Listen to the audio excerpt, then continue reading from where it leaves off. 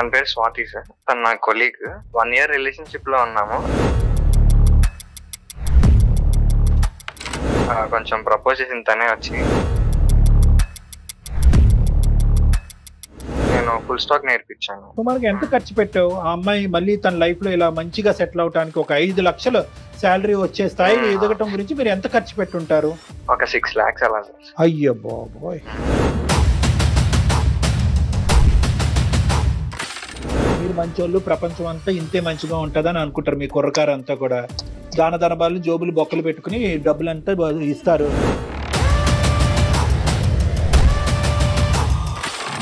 ఆ అమ్మాయిని ఓం నమ శివాయ ఓం నమ శివాయ అని పూజించుకుంటూ కూర్చోవాలి అనేటటువంటి ఉద్దేశంతో ఇలా వచ్చేటటువంటి ఇలాంటి ఆడపిల్లలతో తస్మాత్ జాగ్రత్త అని చెప్పి మీలాంటి కుర్రకారికి 100 సార్లు నేను చెప్తున్నాను. అటువంటి అమ్మాయిని ఈ రోజు నువ్వు పటాయించో పట్టుకున్నావు.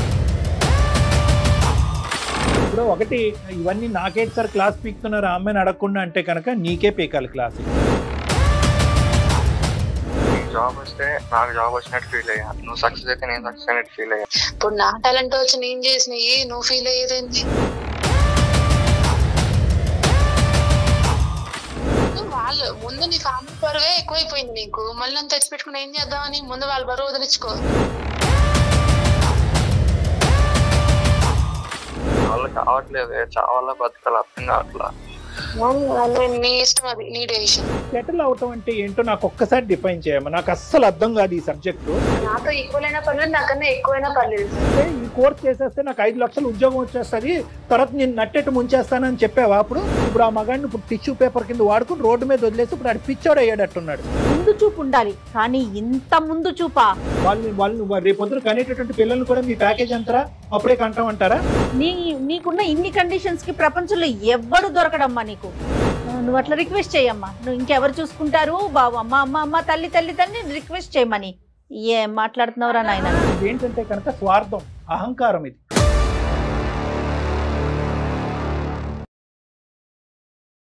మెడినిన్ హాస్పిటల్స్ సమర్పించు అందమైన జీవితం కార్యక్రమానికి స్వాగతం. నమస్తే కళ్యాణ్ గారు. కళ్యాణ్ గారు, జీవితం ఎప్పుడు ముందుకు సాగిపోవాలి. మనం వెనకకి చూడటం అనేది కరెక్ట్ కాదేమో. ఎత్తుపల్లాలు ఉంటాయి, మంచి చెడులు ఉంటాయి, సంతోషాలు ఆనందాలు అన్నీ ఉంటాయి. అన్నిటినీ యాజ్ ఇట్ ఈజ్గా తీసుకోవటమే కదా అందమైన జీవితం. కానీ ఇది అన్ని సందర్భాల్లో సాధ్యమా అంటే క్వశ్చన్ మార్కే పెట్టుకోవాలేమో. సమస్య ఉన్నవాడికే తెలుస్తుంది ఆ సమస్య యొక్క తీవ్రత అనేది. ఎట్లా ఉందంటేనండి, ఏదో మనం పైకి ఒక 2 మెట్లు ఎక్కాలి, దానికి ఎవరిదో సహాయం తీసుకుంటాం. తీరా ఎక్కేసిన తర్వాత నువ్వెవరో నేనెవరో, ఇదే మనం ప్రస్తుత సమాజంలో చూస్తూ ఉన్నాం. ఇది మాటల వరకు చేతల వరకు ఉంటే పర్వాలా, దీనివల్ల జీవితాలనే ఆపేసుకొని నా జీవితం ఇంతటితో ఆగిపోతుంది అనే సిచ్యువేషన్కి తెచ్చేసుకుంటున్నారండి. మనీ అనే ఒక అతను మనకి మెయిల్ చేశారు. ఇదే కాన్సెప్ట్ టోటల్గా. నేను చేసింది తప్ప లేకపోతే కరెక్టా అంటే సహాయం చేశాను ఆ కోణంలోకి తీసుకెళ్ళాడండి. ఆయన స్టోరీ అంతా కూడా ఆ టైప్లో ఉంది. సో ఇమీడియట్గా ఒకసారి మీతో మాట్లాడిద్దాం అనిపించింది. తప్పకుండా కాల్ చేస్తానండి. మనీ అండి పేరు. తెలుసా మేడం పీతలో?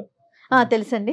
అవి ఎలా ఎక్కుతాయి తెలుసా? రాయి మీద సముద్రం అలలను తట్టుకోవటానికి ఒక క్రాబ్, ఒక పీత దాన్ని వీపు మేంచి దీన్ని కిందకి నెట్టి దాని మీద ఎక్కుతుంది. ఓ రైట్. మనీ గారండి, ఎవరు? నమస్తే అండి, నేను జయాని అందమైన జీవితం ప్రోగ్రామ్ నుంచి కాల్ చేస్తాను. Hi money. మనకు డాక్టర్ కళ్యాణ్ చక్రవర్తి గారు ఉన్నారు. ఒక్కసారి మీ సమస్య ఏంటి అనేది ఒకసారి డీటెయిల్గా మాట్లాడండి మనీ. ఏంటన్న సమస్య ఏంటి చెప్పు మనీ. నీ వయసు ఎంత? మీరు ఎక్కడ ఉంటారు? ఏం చేస్తూ ఉంటారు? నా ఏజ్ 27 సార్. సాఫ్ట్వేర్ జాబ్ అండి, ఎంఎన్సీ కంపెనీలో వర్క్ చేస్తున్నారు. You are not married? Engagement అయింది. అదే మొత్తం మీ బాధ ఏంటి అనేటటువంటిది మొత్తం అంతా వివరంగా చెప్పినానా? అంటే నాకు చాలా బాధ్యతలు ఉన్నాయి సార్. అంటే మా ఫాదర్ కి కొంచెం హెల్త్ ఇష్యూస్ ఉన్నాయి. సో ఆయన పని చేయలేరు, నేనే చూసుకోవాలి. నన్ను చదివించినందుకు వాళ్ళకి చూసుకోవాలి కదా. ఇంట్లో బాధ్యతలన్నీ నా మీదే ఉంటాయి. అంటే తమ్ముడు చిన్నవాడు, చదువుకుంటున్నాడు తను. ఇవన్నీ నేనే చూసుకోవాలి. అండ్ ఇంట్లో ఫాదర్ బాగా టాబ్లెట్స్ అని అవన్నీ ఇవన్నీ నేనే చూసుకోవాలి. నా మీద ఉంటది. ఇంకా ఈఎంఐస్ అని అవన్నీ చాలా ప్రెషర్ ఉంటది. ఇవన్నీ ఒక మధ్యతరగతి కుటుంబంలో ఉండేటటువంటి సాధక బాధకాలు. ఇవన్నీ మాకు అర్థమైంది. నీ జీవితంలో ఉండేటటువంటి ప్రవేశించినటువంటి అమ్మాయి ఎవరు, ఎలా పరిచయం అయింది? తన పేరు స్వాతి సార్. తను నా కొలీగ్. 1 year రిలేషన్షిప్ లో ఉన్నాము. అంటే తను జాయిన్ అయిన కాడ నుంచి కొంచెం ప్రపోజ్ చేసిన తనే వచ్చి అంతా బాగానే జరుగుతుంది. అయితే తన జాబ్ పోయింది సడన్ గా. జాబ్ పోయిందా? పోయింది సార్. అంటే రీసెంట్ గా కొన్ని ఐటీ కంపెనీస్ లో ఈ జాబ్స్ తీసేశారు, ఎక్కువ సాఫ్ట్వేర్ కంపెనీస్ ఎక్కువ. అవును సార్. అయితే తనకి వేరే కంపెనీలో రిఫర్ చేశాను సార్ నేను. తనకి జాబ్ వచ్చింది, ఒక 3 lakhs వచ్చింది సార్ మంత్లీ. అయితే తనకి నేను ఫుల్ స్టాక్ నేర్పించాను. అవును సార్. నేర్పించి తనకి అప్పుడు ఇంకా కొంచెం పొజిషన్ మారింది. తనకి మంత్లీ 5 lakhs వచ్చింది సార్ జాబ్. దాంట్లోనే కొంచెం వేరే పొజిషన్. ఎంత టైం పట్టిందన్న ఈ మొత్తం ప్రాసెస్? అంటే నీ అమ్మాయి జాబ్ పోయిన కాడి నుంచి ఈ కోర్స్ నేర్చుకున్న తర్వాత మళ్ళీ ఇంకో జాబ్ వచ్చేంత వరకు ఎంత టైం పట్టింది? 5 months. 5 months. సుమారుగా ఎంత ఖర్చు పెట్టావు ఆ అమ్మాయి మళ్ళీ తన లైఫ్ లో ఇలా మంచిగా సెటిల్ అవడానికి? ఒక 5 లక్షలు శాలరీ వచ్చే స్థాయిలో ఎదగటం గురించి మీరు ఎంత ఖర్చు పెట్టుంటారు? ఒక 6 lakhs అలా సార్. అయ్యో బాబోయ్. అంటే సేవింగ్స్ అవి. నువ్వు ఎప్పుడు అనుకోలేదా నా గురించి అది ఖర్చు పెట్టుకుంటే కనుక నాకు? ఆబ్వియస్లీ అలా అనుకుంటాను సార్. మరి అంటే ఏంటి అంత గొప్పతనం ఆ అమ్మాయిలో?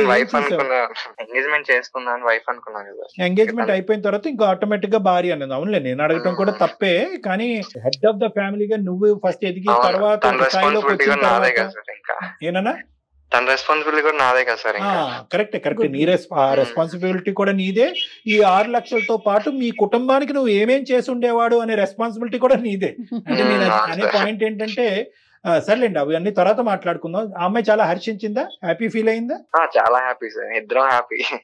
అయితే 6 months తర్వాత మ్యారేజ్ అని ఫిక్స్ చేశారు. అయితే అవ్వలేదు సార్, 1 year అయ్యింది. అది 1 year అవ్వనటువంటి పెళ్లి ఇప్పుడు సంవత్సరం అయింది. అవును సార్. కారణం ఏంటని అడిగితే ఏం చెప్పలేదు సార్. ఫోన్ లిఫ్ట్ చేస్తే చెప్పు ఏంటి కాదు, ఇంకా అసలు ఇది అవుట్ ఆఫ్ క్వశ్చన్ అంటుందా, చూద్దాంలే వెయిట్ చేయాలా అంటుందా?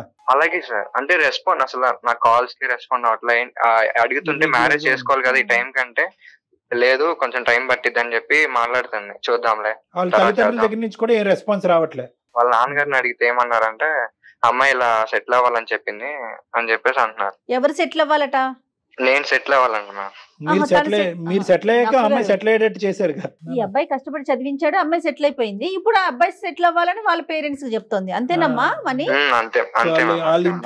వాళ్ళ ఇంట్లో సెటిల్మెంట్ యొక్క డెఫినేషన్ మనందరం కూర్చొని ఒకసారి మాట్లాడుకోవాలి. అంటే ఎన్ని లక్షలు వస్తే సెటిల్ అయినట్టు. సరే, సో తల్లిదండ్రులు అయితే ఈ పాట పాడుతున్నారు. అట్లీస్ట్ స్వాతి ఏమన్నా కరెక్ట్ గా చెప్తుందో నీతో? లేదు సార్, తను కూడా నువ్వు సెటిల్ అవ్వాలి కదా, నీ శాలరీ చూసుకో ఫస్ట్, మీ ఇంట్లో పేరెంట్స్ చూసుకుంటావా, మీ తమ్ముని చదివించుకుంటావా, ఎన్నెన్ని బాధ్యతలు నీకు, అవన్నీ తగ్గిన తర్వాత అప్పుడు మ్యారేజ్ చేసుకుందాం అన్నట్టు మాట్లాడి. నీ బరువు తన భారం అవుద్దని చెప్పి భయపడింది మహాతల్లి. సర్లే, కానీ మరి మీ పేరెంట్స్ వాళ్ళ పేరెంట్స్ తో మాట్లాడలేదా? ఇదేమన్నా పిల్లల వ్యవహారం, బొమ్మలాట? లేదు సార్, పేరెంట్స్ మాట్లాడుకున్నారు. ఏమన్నారు? తినే అంటుంది సార్, సెటిల్ అవ్వాలి కదా నువ్వు అని. సో వాళ్ళ ఉద్దేశం ఏంటంటే సెటిల్ అవ్వాలి కాబట్టి ఇప్పుడు సెటిల్ అనేటటువంటిది ఎంత త్వరగా అవుతే అంత త్వరగా అమ్మాయి పెళ్లి చేసుకోవడానికి రెడీనా? అవును సార్. ఇప్పుడు ఆ సెటిల్ అనేటటువంటి పదానికి మేము డెఫినేషన్ ఎత్తుక్కోవాలి, ఏ డిక్షనరీలో ఎత్తకాలో. సర్లే చూద్దాము. ఇంకా ఏంటి అవుతుంది? సో మీ ఇద్దరు అయితే టచ్ లోనే ఉన్నారు? టచ్ లోనే ఉన్నారు సార్, కానీ కొంచెం అవాయిడ్ చేస్తున్నట్టు, అంటే కొంచెం చీప్ గా చూస్తుంది సార్ నన్ను అయితే బాగా. ఆ అమ్మాయికి ఏంటంటే మా పేరెంట్స్ ని చూసుకుంటున్నా కదా, బాధ్యతలన్నీ ఇప్పుడు తమ్ముడు చదువుతున్నా కదా, తమ్ముడు ఇంకా జాబ్ వచ్చేదాకా నేనే చూసుకోవాలి కదా, అప్పుడు దాకా టైం పట్టింది ఎట్లయినా. సో అదంతా నేనే చూసుకోవాలి కాబట్టి తను ఏమంటుందంటే అవన్నీ తొలగిన తర్వాత అప్పుడు మ్యారేజ్ చేసుకుందాం అంటుంది. తొలగిన తర్వాత ఏంటి? ఆ అబ్బాయికి జాబ్ వచ్చిన తర్వాత, లేదంటే నీ జీవితం నుంచి మీ కుటుంబ సభ్యులు తొలగిన తర్వాత? అంటే తమ్ముడు జాబ్ వస్తే తమ్ముడు చూసుకుంటాడు కదా, తర్వాత జాబ్ రాకపోతే తమ్ముడికి, లేదంటే మీ నాన్నగారికి ఏదైనా ఆరోగ్య సమస్య వస్తే, మీ అమ్మగారికి ఏదైనా ఇంటి పరిస్థితులు బాగాలేకపోతే ఆర్థికంగా సాయం చేయకూడదా? సో ఇక్కడ సేవ్ చేయాలి, వీళ్ళని డిలీట్ చేసేసి నీ జీవితంలో ఇక్కడ సేవ్ చేయాలి. ప్లస్ నీ సంపాదన ఎక్కువ అవ్వాలి. బహుశా కాబోయే ఆవిడికి వాళ్ళ కుటుంబ సభ్యులకి 1 కాదు 2 డిమాండ్లు. ఒకటి ఇక్కడ ఖర్చు తగ్గాలి, ఇంకోటి ఏంటంటే నువ్వు పై మెట్టు ఎక్కాలి. సో నువ్వు ఒకటి అనుకుంటూ మా దగ్గరకు వచ్చావు, 1 కాదు 2. అక్కడ తల్లిదండ్రులది మీ ఇద్దరు బాధ్యత కదా మని, నీది తమ్ముడిది ఇద్దరిది కదండి బాధ్యత. తమ్ముడికి జాబ్ వచ్చే కానీ అతను చూసుకోడు కదా పేరెంట్స్ ని, నువ్వు కూడా చూసుకోవాలి. అంటే వాస్తవానికి ఒకటి కండిషన్స్ పెట్టడం. ఇప్పుడు వరకు ప్రేమించినంత కాలం, ఉద్యోగం 5 లక్షలు ఉద్యోగం వచ్చినంత కాలం ఏ కండిషన్స్ గురించి ఎవరూ మాట్లాడలేదు. ఇప్పుడు ఒకే పాట తల్లిదండ్రులు, నీ కాబోయే వైఫ్, నీ గర్ల్ ఫ్రెండ్ ఒకే పాట పాడుతున్నారు. సెటిల్మెంట్, రిమూవల్, తల్లిదండ్రులని కుటుంబ సభ్యులను రిమూవ్ చేయాలి, నువ్వు ఇంకా బాగా సెటిల్ అవ్వాలి. ఇది కాకుండా ఇంకొక పదం కూడా నువ్వు వాడావు, తక్కువ చేసి మాట్లాడుతుంది, తక్కువ చేసి చూస్తుందని. ఏంటది? అంటే తను మంత్లీ 5 lakhs కదా సార్. అవును. నాదేమో 2 lakhs. ఓకే. అయితే తను నువ్వు ఇంకా ఆ 2 lakhs లోనే ఉంటావా, చాలా మంది మంత్లీ చూడు 6 lakhs తెచ్చుకున్నారు, 7 lakhs తెచ్చుకున్నారు, నాది 5 lakhs, నీది ఇంకా 2 lakhs లోనే ఉన్నావు, ఇంకా బరువు బాధ్యతలు వేసుకొని అలాగే ఉంటావా నువ్వు, ఇప్పటికీ వాళ్ళతోనే ఉండు, వాళ్ళతోనే చెయ్యి అన్నట్లు మాట్లాడుతుంది సార్. నీకు చేతకానులాగా మాట్లాడుతుంది, నీకు చేత అవ్వదు, నీకు టాలెంట్ లేదు, స్కిల్ లేదు అన్నట్టు మాట్లాడుతుంది. సరే ఒకసారి ఇప్పుడు నువ్వేమంటావు? మాకు వాళ్ళ పేరెంట్స్ కూడా బుద్ధి లేదు సార్. నేను అంత చేసి వాళ్ళ పేరెంట్స్ కూడా తెలుసు సార్, అయినా వాళ్ళు కూడా చెప్పట్లేదు ఆ అమ్మాయికి. నీ టోన్ లోనే అసర్టివ్నెస్ లేదు నాన్న, నీలో ఒక పట్టు, ఒక హక్కు కింద మాట్లాడాలి. ఎంగేజ్మెంట్ ఇస్ హాఫ్ మ్యారేజ్ అని నేను అనుకుంటాను, నేను అందరికీ అదే చెప్తా ఉంటాను. ఒక నిశ్చితాంబూలం తీసుకున్నప్పుడు మేడం ఎంత పవిత్రమైనటువంటి స్టెప్ అదే. ఇప్పుడు గట్టిగా మాట్లాడే వాళ్ళు బహుశా నీలో గట్టిగా మాట్లాడే తత్వం నీలో లేదా, మీ కుటుంబ సభ్యులు లేదా, అడిగేటటువంటి విధానంగా అడగట్లేదు. ఎక్కడన్నా ఈ విడ్డూరం విన్నావా? సంవత్సరం ఎంగేజ్మెంట్ అయింది, 6 నెలల్లో పెళ్లి అనుకున్నావు, ఇప్పుడు సంవత్సరం అయింది. మీకు ఏమనుకుంటారు? ఆ ఎంగేజ్మెంట్ కి వచ్చిన పెద్దలు ఏమనుకుంటారు? ఆ అమ్మాయి సైడ్ వాళ్ళు ఏమనుకుంటారు? వాళ్ళకి అసలు బుద్ధి జ్ఞానం? మా సైడ్ వాళ్ళు, మా ఫ్రెండ్స్ గానీ మా ఫ్యామిలీ మెంబర్స్ గానీ చాలా మంది అడుగుతున్నారు సార్, కానీ నేను వాళ్ళకి సమాధానం చెప్పలేకపోతున్నాను. మొత్తానికి పోనీ ఏమండి ఇది కుదరదండి, క్యాన్సిల్ చేసుకుందాం అనే మాట అయినా వచ్చిందా? అది కూడా రాలేదా? అలా ఏం రాలేదు, అది కూడా రావట్లేదు. Just wait and watch policy. మరి ఇప్పుడు ఏం చేద్దామంటావమ్మా? మీరే చెప్పాలి మేడం. మేమేం చెప్తాము? అతి గొప్ప సెలక్షన్, 6-5 లక్షలు దారదత్తం చేసి కోర్సులు చదివించేటాలు, వెనక ముందు అసెస్మెంట్లు చేయకుండా పెద్దల్ని మెడొంచి ఒంగు పెట్టేసి ఎంగేజ్మెంట్లు చేయించేసుకోవటాలు, ఇప్పుడు అసలు రంగులు బయటకు రావటాలు. ఇది కూడా అడిగాను సార్, ఇదంతా నా వల్లే కదా, జాబ్ వచ్చింది నా వల్లే కదా, నీకు వస్తే నాకు వచ్చినట్టు ఫీల్ అయ్యాను అంటే, ఇదంతా నా టాలెంట్, నా ఓన్ టాలెంట్ తో నేర్చుకున్నాను అని చెప్పి మాట్లాడుతున్నాను. చూసారా? సో సొమ్మొకటిది సోకొకటిది. సర్లే, సరే ఇప్పుడు ఎక్కడుందా అమ్మాయి? నువ్వు చేస్తే ఫోన్ ఎత్తుతుందా మహాతల్లి? లిఫ్ట్ చేస్తా సార్. ఇది నువ్వేం ఎక్స్పెక్ట్ చేస్తున్నావు చెప్తే దాన్ని బట్టి డాక్టర్ గారు మాట్లాడతారు. మ్యారేజ్ అవుతుందా లేదా అని చెప్పేసి అట్లా క్లారిటీ ఇవ్వట్లేదు సార్. అవదంటది మహాతల్లి. అవదా బాబు, ఇప్పుడు నువ్వే ఇప్పుడు వరకు ఈ క్వశ్చన్ అడగలేదు, ఇప్పుడు సుమన్ టీవీ అందమైన జీవితం ద్వారా ఈ క్వశ్చన్ అడిగావు. అమ్మ దొరికిందిరా చేప, ఇంకెందుకు ఎస్సా నువ్వు చాయిస్ లో నువ్వు చెప్పేద్దాం అని అనుకుంటది. చెప్తే అప్పుడు నీ పరిస్థితి ఏంటి? తను ఇలా మాట్లాడదని అసలు అనుకోలేదు.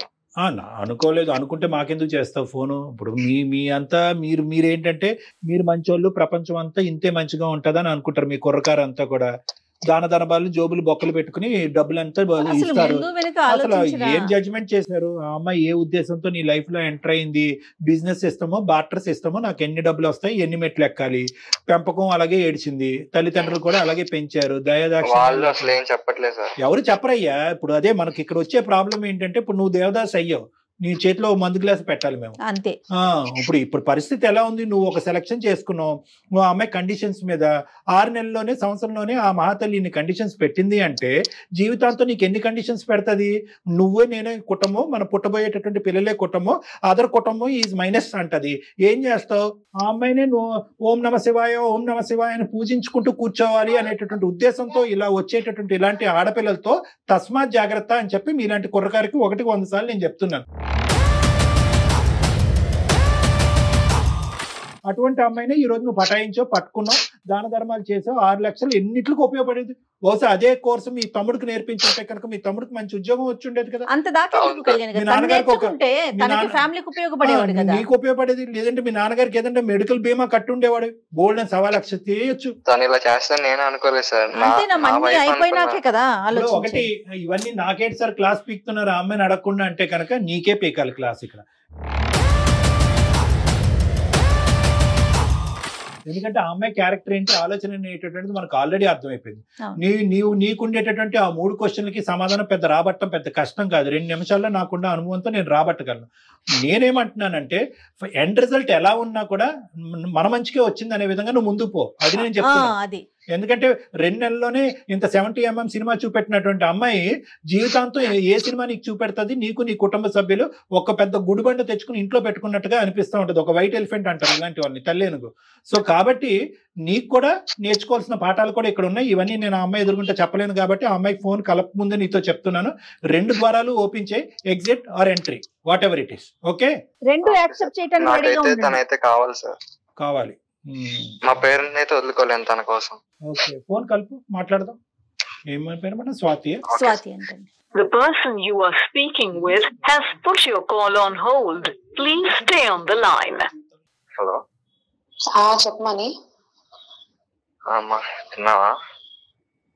నువ్వు ఏంటి మ్యారేజ్ గురించి ఆలోచించకండి. నువ్వు సెటిల్ అయినా చూద్దాంలే. చెప్పా కదమ్మా, అదే మ్యారేజ్ అయిపోయిన తర్వాత చేస్తానని. మ్యారేజ్ అయింది సెటిల్ అయ్యేదేంటి? సెటిల్ అయితేనే మ్యారేజ్. ఇప్పుడు నువ్వు రెస్పాన్సిబిలిటీస్, తమ్ముని చదివించాలి, అమ్మని చూసుకోవాలి, నాన్నని చూసుకోవాలని ఆ 2 lakhs నువ్వు అవి చేయాలంటే ఇంకా మ్యారేజ్ చేసుకుని ఏం చేద్దామని? ముందు సెటిల్ అవుతారా చూద్దాంలే అవన్నీ. అలా అనుకోమ్మా, నీ జాబ్ వస్తే నాకు జాబ్ వచ్చినట్టు ఫీల్ అయ్యా, నువ్వు సక్సెస్ అయితే నేను సక్సెస్ అయినట్టు ఫీల్ అయ్యా. ఇప్పుడు నా టాలెంట్ వచ్చి నేను చేసినవి నువ్వు ఫీల్ అయ్యేదేంటి?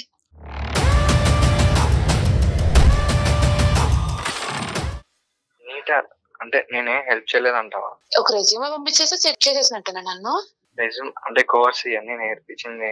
అదంతా నువ్వు నేర్పించే దాంట్లో ఉండదు, నువ్వు నేర్చుకుని పర్ఫార్మ్ చేసే దాంట్లో ఉంటది. ఇప్పుడు ఏమంటామ్మా మ్యారేజ్ గురించి? మ్యారేజ్ గురించి ఏమనేది ఏం లేదు. సెటిల్ అవ్వు. అసలు ఓన్ హౌస్ లేదు, ఏమీ లేదు. ఊరికి ముందు వచ్చి ఎంగేజ్మెంట్ చేసుకొని సెటిల్ అవ్వకుండా ఇప్పుడేమో పెళ్ళి అంటే అలా అవుతుంది. ముందు సెటిల్ అవ్వు. వాళ్ళు కావట్లేదే, ఎంగేజ్మెంట్ 1 year అవుతుంది. ముందు నీ ఫ్యామిలీ బరువే ఎక్కువైపోయింది నీకు. మళ్ళీ అంత తెచ్చిపెట్టుకుని ఏం చేద్దామని ముందు వాళ్ళ బరువు వదిలించుకో.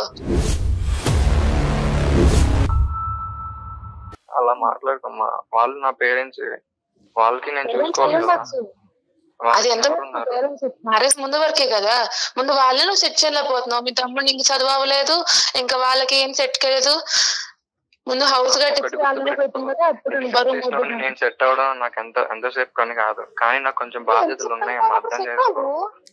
ఎన్నాళ్ళు ఆగుతావు? వాళ్ళు కావట్లేదు, చావాలా బతకాలి అర్థం కావట్లా. నీ ఇష్టం, అది నీ డెసిషన్.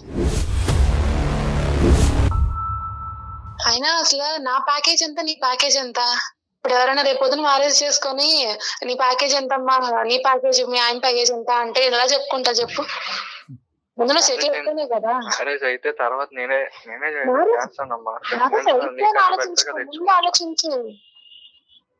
వాళ్ళ కోసం నువ్వు నన్ను ఆపడం కరెక్ట్ కాదమ్మా. వాళ్ళ కోసం అంటే ఎట్లా? నువ్వు వాళ్ళు ఇలా ప్యాకేజ్ అడుగుతారు, మీ ఆయన పొజిషన్ ఏంటి అలా అడిగితే మాత్రం చెప్పాలి. నాకు ఏదో ఇష్యూ వల్ల నేను జాబ్ మానేయాల్సి వస్తుంది. అప్పుడు నీ ప్యాకేజ్ తో పిల్లలు ఎలా పెంచుదామని పెళ్లి చేసుకుంటా అంటున్నావు. మ్యారేజ్ అవ్వగానే 3 or 4 months లో డెఫినెట్ గా నీకన్నా ఎక్కువ తెచ్చుకుంటాను. ఇప్పుడు పెట్టే టైం పెట్టి సెటిల్ అవ్వు, అప్పుడు చూద్దాం తర్వాత సంగతి. ఇంకా సొల్యూషన్ దొరకదేమమ్మా. నేను సుమన్ టీవీ నుంచి అందమైన జీవితం ప్రోగ్రామ్ లో సార్ ఉంటారు, కళ్యాణ్ చక్రవర్తి సార్, అని మేము మాట్లాడండి ఒకసారి. అతని ఇంట్రడక్షన్ కూడా పాపం చేయలేదు, ఎంత డల్ అయిపోయాడంటే మాటలు కూడా రావట్లేదండి. అమ్మా స్వాతి, నమస్తే అమ్మా. నమస్తే సార్, చెప్పండి సార్. బాగున్నావమ్మా? బాగున్నాను సార్. అమ్మా సారీ, నీ పర్మిషన్ లేకుండా మేము బ్యాక్గ్రౌండ్ లో అంతా వింటూనే ఉన్నాము గోడ చాటున. కానీ ఏంటంటే తప్పలేదమ్మా, తప్పనటువంటి పరిస్థితిలోనే మేము ఇలాంటి అవతారాలు ఎత్తవలసిన పరిస్థితి ఏర్పడుతూ ఉంటుంది. ఇప్పుడు ఏంటంటే ఇది చాలా బాధ కలిగిస్తుందమ్మా. అంటే నాకు యాజ్ ఏ ప్రొఫెషనల్ అవనియండి, లేదంటే జయ గారు యాజ్ ఏ సోషల్ పర్సన్ అవనియండి, చాలా బాధగా ఉంది. అంటే ఆడపిల్లలు అంటే మేము ఇంకా పూర్తిగా నీ స్టోరీ వినలేదనుకోండి, నువ్వు మాట్లాడిందే ఒక 5-10 నిమిషాలు. ఆడపిల్ల ఇంత క్రూరంగా ఆలోచించగలరా? అంటే ఇంత కఠినంగా క్రూరం అనేది తప్పు మాట ఏమో, క్షమించండి. ఇంత కఠినంగా ఆలోచించగలరా? అంటే జీవితానికి సంబంధించినటువంటి నిర్ణయాల్లో ఉమెన్ ఎంపవర్మెంట్, ఆడదాని యొక్క ఎదుగుదల అనేటటువంటి ఇలాంటి రకరకాల మాటలు మాట్లాడేటటువంటి ఈ క్రమంలో ఆడది ఒక సున్నితమైనటువంటి మనస్తత్వం పోగొట్టుకునే పరిస్థితికి వచ్చాము మనం. అలా దిగజారిపోయాం. అంటే ఎదగాలి అనేటటువంటి తత్వంతో పక్కన ఎవరు ఉంటే కనుక వాళ్ళని తొక్కుకుని వెళ్ళిపోవాలి, ఒక సున్నితమైన మనస్తత్వాన్ని వదిలేయాలి, మానవత్వాన్ని వదిలేయాలి, ప్రేమని త్యాగం చేసేయాలనే కాన్సెప్ట్లు కూడా మనం మాట్లాడుకోవట్లేదేమో కదా. ఏంటమ్మా నీ ఒకసారి నీ వివరణ చెప్పు. అంటే నీలో అతను చూపెట్టినటువంటి ఈ మార్పు, ఇది నిజంగా నీకు ఉద్యోగం వచ్చినప్పుడే ఉందా, లేదంటే ఈ లెవెల్కి ఎదిగిన తర్వాత ఇలా చేద్దామని నువ్వు ఏమైనా ముందు నుంచే నిర్ణయం తీసుకున్నావా? అసలు మీ ప్రేమ ఎలా మొదలైంది? అసలు నువ్వు మనీ గురించి ఏమని చెప్పాలి అని అనుకుంటున్నావు? మనీ ఇప్పుడు ఉండేటటువంటి పరిస్థితి ఏంటి? అతను నువ్వు ఎప్పుడు పెళ్లి చేసుకుందాం అనుకుంటున్నావు? అసలు పెళ్లి చేసుకుందాం అనుకుంటున్నావా లేదా? వీటి గురించి కొద్దిగా వివరించి చెప్పమ్మా. సార్, మ్యారేజ్ అంటే ఇప్పుడు తను సెటిల్ అయ్యే దాని మీద ఆధారపడి ఉంటది. మా లవ్ 3 years అవుతుంది సార్. 1 year లవ్, ఇద్దరం ఒకటే ఆఫీస్ కొలీగ్స్. ఇంకా రిలేషన్షిప్ లో ఉన్నాము. అనుకోకుండా టెర్మినేషన్ వల్ల నా జాబ్ పోయింది. ఇంకా నా రెజ్యూమే ప్రిపేర్ చేసి తను నాకు కొంచెం గైడ్ చేసి పంపించారు వేరే ఎంఎన్సీ కంపెనీకి. నేను మంచిగా పర్ఫార్మ్ చేయడం వల్ల నాకు జాబ్ వచ్చింది. ఇప్పుడు 5 lakhs సార్ నాకు. అంతేనా? ఓన్లీ కాదమ్మా, ఓన్లీ రెజ్యూమ్ పంపించడమేనా? మిమ్మల్ని వేరే కోర్సు చదివించడం లాంటివి ఏమన్నా ఉన్నాయా? ఎందుకంటే తను చెప్పారు మనీ. సార్ మేడం నేర్పించారు, కానీ తను ఎంత నేర్పించినా సరే నేను పర్ఫార్మ్ చేసే దాన్ని బట్టి నేను నేర్చుకునే. ఎంత ఖర్చు అయిందమ్మా దానికి? మనీ అవి నేను చూడలేదు సార్. తను నాకు అది అతను అంటే సుమారుగా 6 లక్షలు అయిందని చెప్పాడు. సర్లేండి, ఇప్పుడు మీకు 5 లక్షలు నెలకు వచ్చే వాళ్ళకి మీకు 6 లక్షలు కనిపించలేండి, కానీ సరే 6 లక్షలు ఖర్చు అయ్యింది. తను చేయవలసినటువంటి కోర్సో లేదంటే తన తమ్ముడు చేయించవలసినటువంటి కోర్సో ఇలాంటి రకరకాల ఆప్షన్స్ కూడా పక్కన పెట్టి ఎంగేజ్మెంట్ అయిన తర్వాత నేను ఆల్రెడీ ఆ కుటుంబంలో ఒక సభ్యురాలుగా యాక్సెప్ట్ చేసి నేను ఒక భారీగానే ట్రీట్ చేస్తూ అందరికీ లేనటువంటి ఒక గొప్ప, బహుశా మీ జీవితాన్ని మర్చిపోలేనటువంటి ఒక గొప్ప బహుమతి నీకు ఇచ్చాడు అన్నట్టుగా మాకు వినిపించింది. నీకు అనిపిస్తుందా లేదో కూడా చెప్పమ్మా. తను ఇచ్చుండొచ్చు సార్, కానీ సెటిల్ అవ్వాలి కదా. ఇప్పుడు నాతో ఈక్వల్ అవ్వాలి కదా సార్. ఇప్పుడు బయట చూసే వాళ్ళు ఏమంటారు? మరి మీరు కూడా సపోర్ట్ చేయండి అతనికి. ఏదన్నా కోర్సు నోటి మాట కాదు కదమ్మా స్వాతి. ఇప్పుడు నేనేమంటున్నానంటే అతను మాట చెప్పి వదిలేలా మిమ్మల్ని ఎంకరేజ్ చేశాడు, దానికి కావాల్సిన సోర్స్ క్రియేట్ చేశాడు. మరి మీరు కూడా సోర్స్ క్రియేట్ చేయండి. మంచి పొజిషన్ లో ఉన్నారు కదా, 5 లక్షల జీతం తీసుకుంటున్నారు మీరు. సెటిల్ అవటం అంటే ఏంటో నాకు ఒక్కసారి డిఫైన్ చేయమ్మా. నాకు అస్సలు అర్థం కాదు ఈ సబ్జెక్టు. సెటిల్ అవటం అంటే ఏంటి? ఎన్ని లక్షలు వస్తే ఒక మగాడు సెటిల్ అయినట్టు? లేదంటే ఎన్ని లక్షలు వస్తే కనుక నువ్వు హ్యాపీ ఫీల్ అయ్యి అతను పెళ్లి చేసుకుంటావు? ఎన్ని లక్షలు కావాలి? ఇప్పుడు 5 దాటాలా?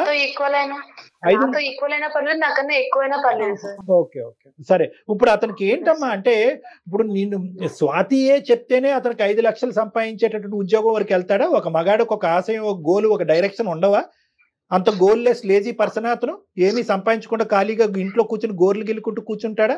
సింపుల్ ఎగ్జాంపుల్, తాత్కాలికంగా సెబాటికల్ లీవ్ తీసుకుని మీ ఇతను మనీ సెబాటికల్ లీవ్ తీసుకుని ఒక 6 నెలల పాటు నీలా కోర్స్ చేసి నీ స్థాయికి ఎందుకు ఎదగలేదమ్మా ఇప్పుడు వరకు? నాకు తెలియక అడుగుతా. అదే సార్, వాళ్ళ ఫ్యామిలీ, వాళ్ళ తమ్ముడు, వాళ్ళ అమ్మ నాన్న అందరూ కూర్చుంటే ఇంకెప్పుడు సెటిల్ అవుతాడు? ఇప్పుడు కూడా నేను ఇంత మ్యారేజ్ చేసుకుని వెయిట్ చేసినా సరే తను కోర్స్ తీసుకోవాలి లేదంటే ఏదైనా సెట్ అవ్వాలని తను ఇంకా అనుకోవట్లేదు. ఇంకా ఫ్యామిలీ, ఇంకా తమ్ముడు అని అక్కడే ఆగిపోతే ఎట్లా సార్? అదే ఆగిపోయాడు. పిచ్చోడు కాబట్టి ఆగిపోయాడు, మెంటలోడు కాబట్టి ఆగిపోయాడు. స్వాతి, నాకు ఇప్పుడు నేను కొద్దిగా నేను మాట్లాడతాను. 2 మాటలమ్మా. నీకు వచ్చి 6 లక్షలు ఇచ్చి నీకు ఒక కోర్స్ చేయించి ఒక ఉద్యోగం ఇప్పించేటటువంటి మగాడిని, ఒరే ఇంటికి పెద్దగా నువ్వురా మొగుడు మగాడు, నాకంటే ఎక్కువ సెటిల్ అవ్వాల్సింది నువ్వు, నాకంటే ఎక్కువ సంపాదించవలసింది నువ్వు, కాబట్టి ఫస్ట్ ఇదే కోర్సు నువ్వు చేసి నువ్వు సెటిల్ అవ్వనే మాట ఎందుకు అనలేదు తల్లి? నువ్వు ఇప్పుడు కాదు, ఫైనాన్షియల్ గా ఇప్పుడు కాదమ్మా, నీకెచ్చి నీ మీద దారదత్తం చేసే ముందు నా గురించి కాదు, ఫస్ట్ నీ గురించి ఆలోచించుకో. నువ్వు ఫస్ట్ సెటిల్ అవ్వు. నువ్వు సెటిల్ అవుతే కనుక నాకు గౌరవప్రదంగా ఉంటుంది, తర్వాత నేను ఎలాగైనా ఉద్యోగం సంపాదించుకుంటానని ఇప్పుడు మాట్లాడే టోను అతను నీ చేత కోర్స్ చదివించేటప్పుడు డబ్బులు ఖర్చు పెట్టేటప్పుడు ఎందుకు రాలేదు ఇది టోను? ఈ కోర్స్ చేసేస్తే నాకు 5 లక్షలు ఉద్యోగం వచ్చేస్తుంది, తర్వాత నేను నట్టెట్టు ముంచేస్తానని చెప్పావా అప్పుడు?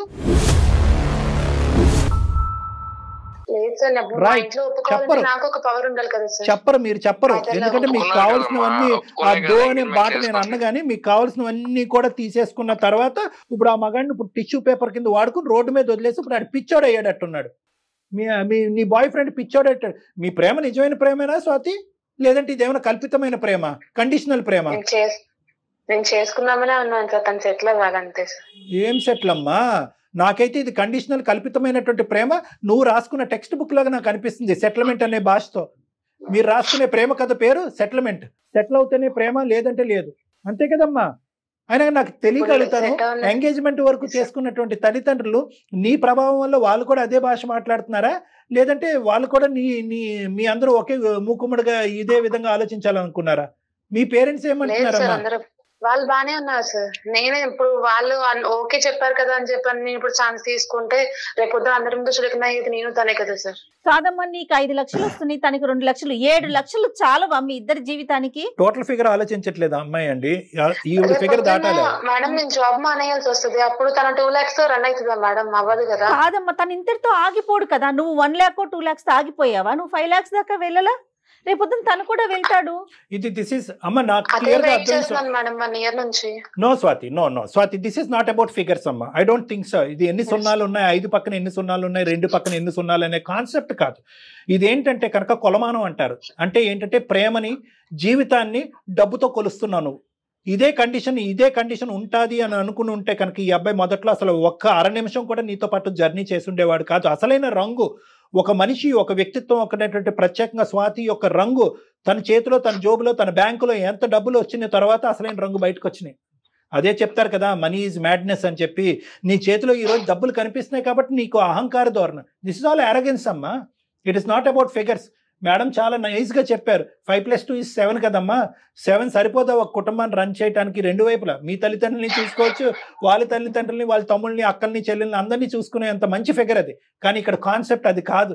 7 అనేటటువంటిది ఫిగర్ కాదు ఇక్కడ. వై 2 = 5 అనేది ఫిగర్ ఇక్కడ. 2 5ని దాటాలి ఇక్కడ. 2 5ని దాటితే కనుక నువ్వు కాళ్ళర్ ఎగరేసుకుంటూ నలుగురికి మా ఆయనకి ఇంత శాలరీ, నాకు ఇంత శాలరీ అని చెప్పుకోవటానికి ఇదేంటంటే కనుక స్వార్థం, అహంకారం. ఇది బాధగా ఉందమ్మా నిజంగా. ఇటువంటి కండిషన్స్ ఉంటే కనుక అసలు ఎంగేజ్మెంట్ వరకు ఎందుకు వెళ్ళారమ్మా? అసలు ప్రేమను ఎందుకు వాగ్దానాలతో ముందుకు తీసుకెళ్లారు? ఎందుకు ఫాల్స్ ప్రామిసెస్ చేశారు?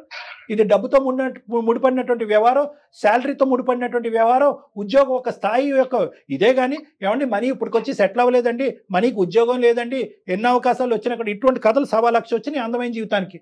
అప్పుడు మేమే చెప్పాం, ఒరే మనీ నువ్వు ఫస్ట్ సెటిల్ అవరా, నువ్వు ఉద్యోగం సంపాదించరా, నీ బ్యాంక్ బ్యాలెన్స్ కొంత చూపెట్టరా, అవతల వాళ్ళకి నమ్మకం వస్తుంది, కుటుంబ సభ్యులు నమ్మకం వస్తుంది, అప్పుడు వాళ్ళే నీకు రెడ్ కార్పెట్ వేస్తారని చెప్పిన సందర్భాలు బోల్డ్.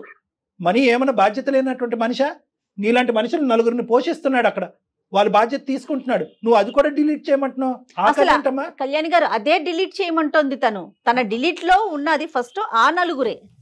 ఏంటమ్మా వాళ్ళు ఉండకూడదా అంటే? ఇప్పుడు ఒకప్పుడు చెప్తున్నాను నేను, ఒక ర్యాండమ్ ఏంటి సైలెంట్ అయిపోయావు స్వాతి, మాట్లాడాలి. ర్యాండమ్ నేను ఒక హైపోథెటికల్ క్వశ్చన్ చేపిస్తున్నాను. నేనే నా పలుకుబడి, నా ఇన్ఫ్లుయెన్స్ ఉపయోగించి నెక్స్ట్ 2 days లో నాకు చాలా MNCs తో కాంటాక్ట్స్ ఉన్నాయి. నేను వాళ్ళ వైస్ ప్రెసిడెంట్స్ తో కూడా మాట్లాడగలను. నేను రేపే కావాలంటే కనుక మనీకి ఉద్యోగం వేయిస్తాను. 5 లక్షలు కాదు కదా, 6 లక్షలు వచ్చేటట్టు చేస్తాను అతను CV, అతను లేదని నా పలుకుబడి ఉపయోగించి. మరి తర్వాత ఏంటి నెక్స్ట్ ఎజెండా ఏంటి నీది? మీరు రెడీనా మరి? ఓకే సార్, జాబ్ వచ్చింది. తను మరి వాళ్ళ ఫ్యామిలీ పరిస్థితి ఏంటి సార్? గడుదు గుడ్ ఏం కాదు. ఏం చేయమంటావు? వాళ్ళ ఫ్యామిలీని వదులుకోమంటావు? ఫ్యామిలీ ఓకే, ఫ్యామిలీని వదులుకుంటాడు. మీ అమ్మ నాన్న వదులుకుంటావా? తమ్ముడు చూసుకుంటాడు. నాకంటే మా పేరెంట్స్ ఇంకెవరు లేదు, నేను ఒక్కదాన్ని. తనకంటే వాళ్ళ తమ్ముడు ఉన్నాడు కదా, చూసుకుంటాడు. మరి ఇతని బాధ్యత కాదా? ఇంకెవరు చూసుకుంటారు? నువ్వు అట్లా రిక్వెస్ట్ చేయమ్మా. నువ్వు ఇంకెవరు చూసుకుంటారు బాబు, అమ్మ తల్లి రిక్వెస్ట్ చేయమని. ఏం మాట్లాడుతున్నావురా నాయన? అంటే తల్లిదండ్రులు 2 పిల్లలు ఉంటే చిన్నోడిదే బాధ్యత, పెద్దోళ్ళు చూసుకోరమ్మా? పెద్దోళ్ళు చూసుకుంటారు. మనం ఇప్పుడు బ్యాంక్ బ్యాలెన్స్ సార్ అంటున్నారు, బ్యాంక్ బ్యాలెన్స్ పెడతాను ఉంటది రేపొద్దున అని చెప్పని. ఇప్పుడు లేడీస్ కి సేఫ్టీ అనేది ఇంపార్టెంట్ కదా మేడం. ఇప్పుడు రేపొద్దున కన్సీవ్ అవుతాను, నేను జాబ్ మానేసి ఇంట్లో ఉండాల్సి వస్తుంది, అప్పుడు పరిస్థితి ఏంటి మేడం? తను 2 lakhs సెట్ అయిపోయింది అంటారా? అంతా మీరు కొంచెం ఆలోచించండి మేడం, మా వైపు కూడా. తప్పకుండా అమ్మా, ముందు చూపు ఉండాలి. కానీ ఇంత ముందు చూపా, ఇంత ఫార్వర్డ్ గా ఆలోచించేది ఎవ్వరు కదమ్మా. ఇది నాకైతే ముందు చూపుగా కూడా అనిపించట్లేదు. ఇది ఏదో పెద్ద నువ్వు అంత దూరదృష్టితో దయాదృష్టితో నేను చూస్తున్నావు నేను అనుకోవట్లే. కానీ ఇది ఒకటే ఏంటంటే బియ్యంలో రాళ్ళు ఏరటం. ఏ విధంగా నేను ఈ రోజు మనీని వదిలించుకోవాలి? ఎందుకంటే నీకేంటంటే కనుక దూరపు కొండలు నూలుపు అన్నట్టుగా నీకు ఇంకా పెద్ద ప్యాకేజ్ ఉండే వాళ్ళు కావాలి, తక్కువ బాంధవ్యాలు ఉండేటటువంటి వాళ్ళు కావాలి, ఇన్ఫాక్ట్ తల్లిదండ్రులు లేనటువంటి ఒక అనాథ అయి ఉండాలి. ఇప్పుడు ఈ కండిషన్స్ తో అయితే కనుక బహుశా ఏంటంటే నీలాంటి వాళ్ళు ప్రేమ అనేటటువంటి దాంట్లోకి వేరే అబ్బాయిల్ని, అమాయకమైనటువంటి ఇలాగ నోట్లో నాలుగు లేనటువంటి ఈ మనీ లాంటి అబ్బాయిల్ని ఉచ్చిలోకి దించకండి అమ్మా. 2 చేతులు ఎత్తి దండం పెడతారు.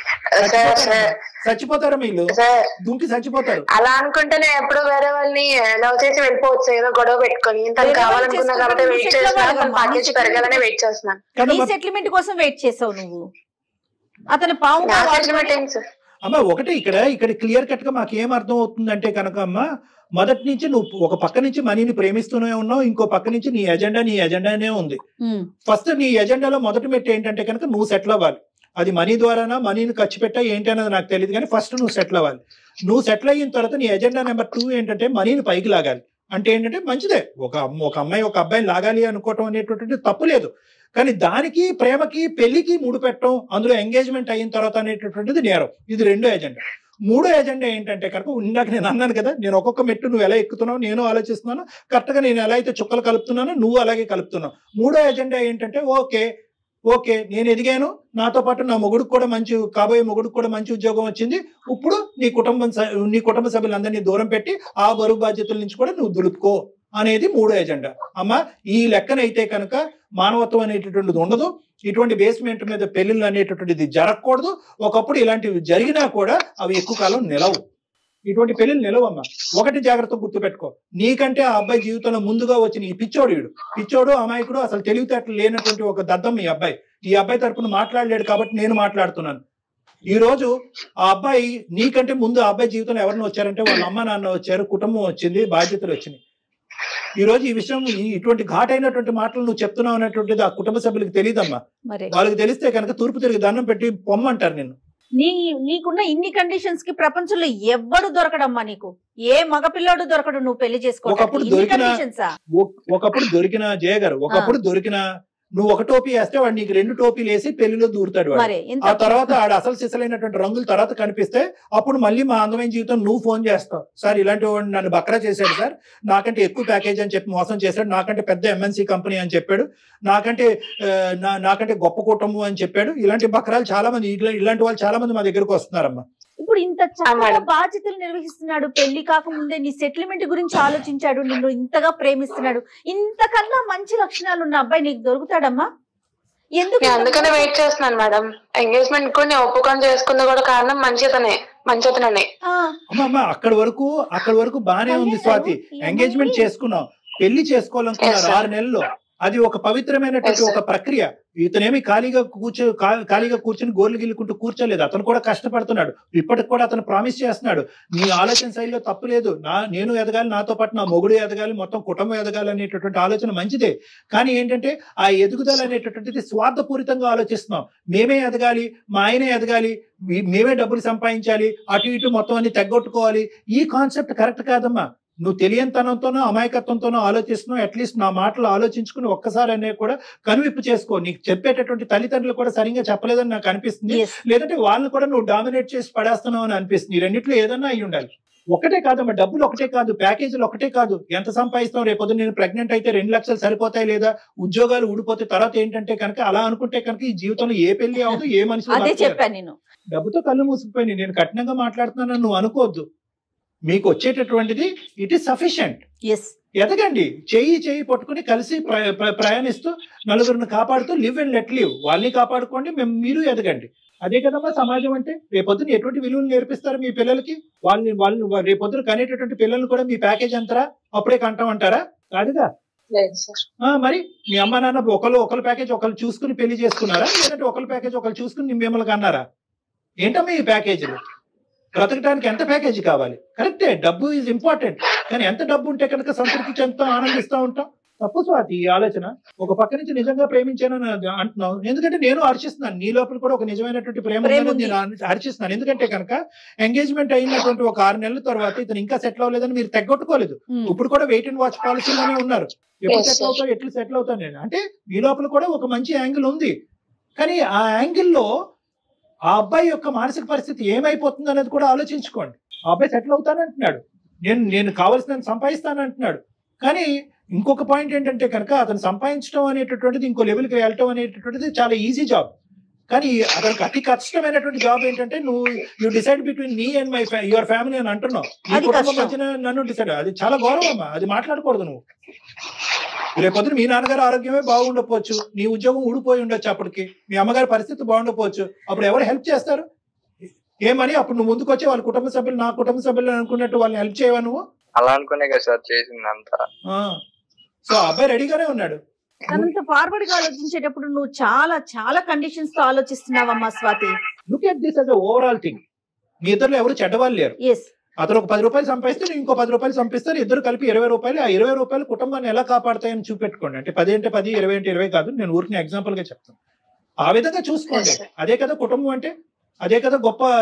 ఒకటి మోస్ట్ ఇంపార్టెంట్ కావాల్సింది ఈ రోజుల్లో పెళ్లిల్లో చూడవలసింది ఏంటంటే ప్యాకేజీలు, ఉద్యోగాలు, స్థాయిలు కాదమ్మా. ప్రేమ, ఆప్యాయత ఉందా?